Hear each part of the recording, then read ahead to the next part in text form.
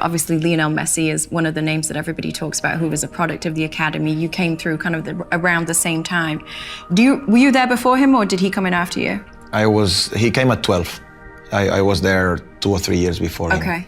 Do you remember when he first arrived, and did he make an immediate impact in terms of everybody knowing this is kind of that once-in-a-generation type player, or did that come with time? Yeah, no, straight away. I remember the first day he came, because he sat right next to me, and they told us that there is this boy coming from Argentina making a trial, and he'll be with us for a couple of weeks. But yeah, he had immediate impact, because he didn't speak a word. He was super shy. He sat down. We were a good group, I have to say, in that generation.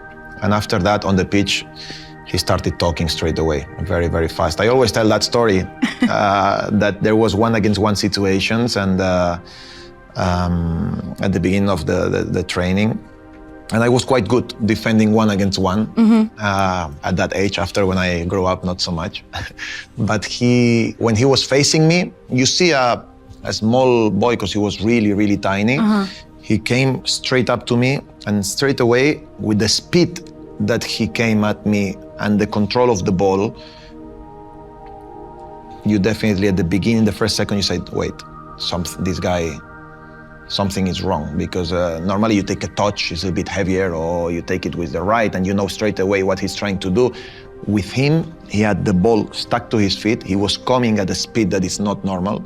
And then straight away, I fell on the floor. I tried. He did the typical feint that he goes to the right and he goes to the left. I went on the floor.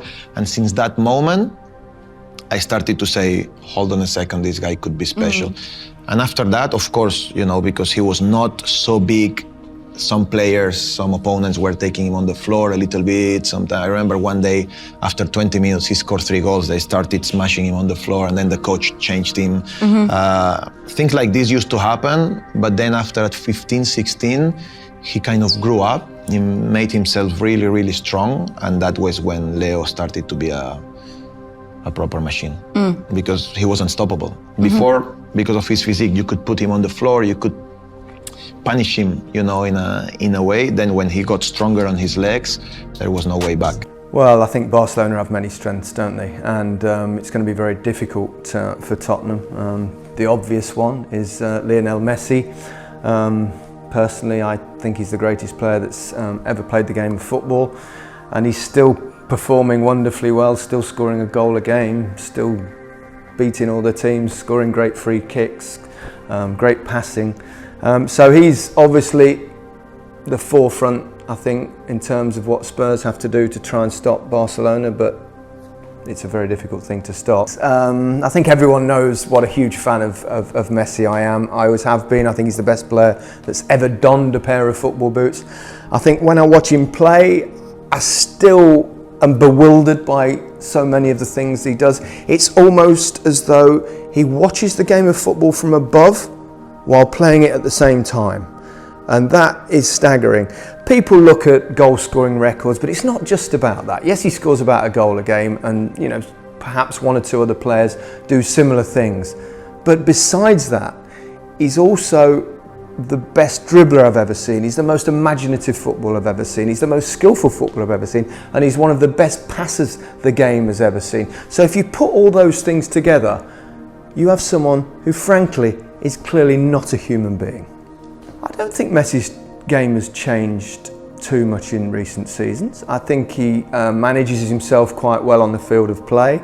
I still think he's doing similar things that he's always done. He's always been a team player.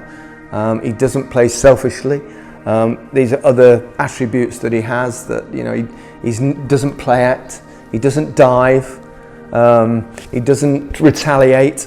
And all round, he's such a great example for football, and he sets such a good example for young children to follow. That there's so much to like about him. You said it was a young Messi when you was there at Barcelona at these times. Did you see greatness immediately? Oh yeah, in training. In training. Give me some examples. In training, he was able to make us suffer, if you can say that. Like getting the ball, sometimes we have to be able to go on our two on him. and it was incredible because I remember one time we were training. It was like the 6v6 small side of the pitch, and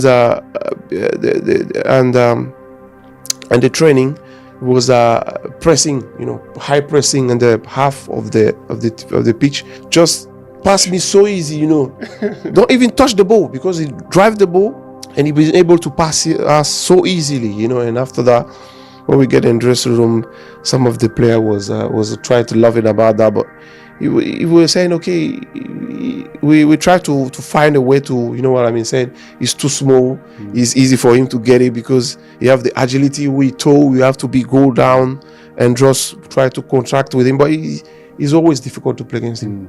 He's gone on to do crazy stuff. Like was that expected of him within Barcelona? In 2007, my first year in Barcelona, it was very, very tough in terms of game, in terms of winning. We have to win.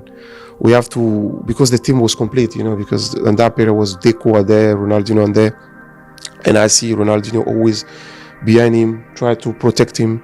In terms of when opponent want to beat him up or smash him up, he always get in there. Not only Ronaldinho, even Eto'o as well, even Thierry as well. Some period as well was doing that, because everyone was protecting him because we know he was a talented player, and we know it was a gold for this club. And for us, sometimes when he get injury, it was difficult because he was willing at time when team was able in that period to press Barcelona. We give him the ball. He's already job done. We're happy when we face opponent will press us higher. Yeah. Because when they press us higher, it's like coming 1v1, and we straight away don't thinking try to give him the ball. Anyway he's. But after that, when we play team, we start to play team where they wait us a little bit behind in the middle of the park. It's coming difficult because we have to take the ball and forward to him is quite demanding. But anyway, Messi is Messi. I think being here in the stadium that we're building for the city and we're building for our fans and building for the club is already so special. And to now have Leo sign a new contract, be here, for the next few years is even more special. You build a stadium and you expect people to come. You bring in someone like Leo, a few years ago, like we did, and then you have him stay for the rest of his career. That says something about the club, it says something about the city, but what it says is about Leo's commitment. The fact that Leo loves the city, he loves Miami, he loves playing in the MLS, he loves being in Miami and loves this club. It's a very special moment for us. Our vision was always to bring the best players into Miami, into this city. And that's exactly what we've done. We've brought the best player to ever have played the game into our city. So that shows our commitment to Miami, but it shows Leo's commitment to the city. It shows Leo's commitment to the club, and it shows Leo's commitment to the game. He loves the game more than most players. And, the fact that he is now here for a few more years, it's very special. I think, you build a stadium like this and you want an experience for the fans. You want an experience for the players. You have to think about every single element that goes into this stadium. In the stands, behind the stands, outside the stadium, on the field, which is the most important thing. And you have to have an experience. But the experience is Leo. You put Leo on a pitch, that's the experience that the fans want. And we're very lucky to have someone not just of Leo's caliber on the field, but the fact that he cares off the field as well. And that's the most important thing.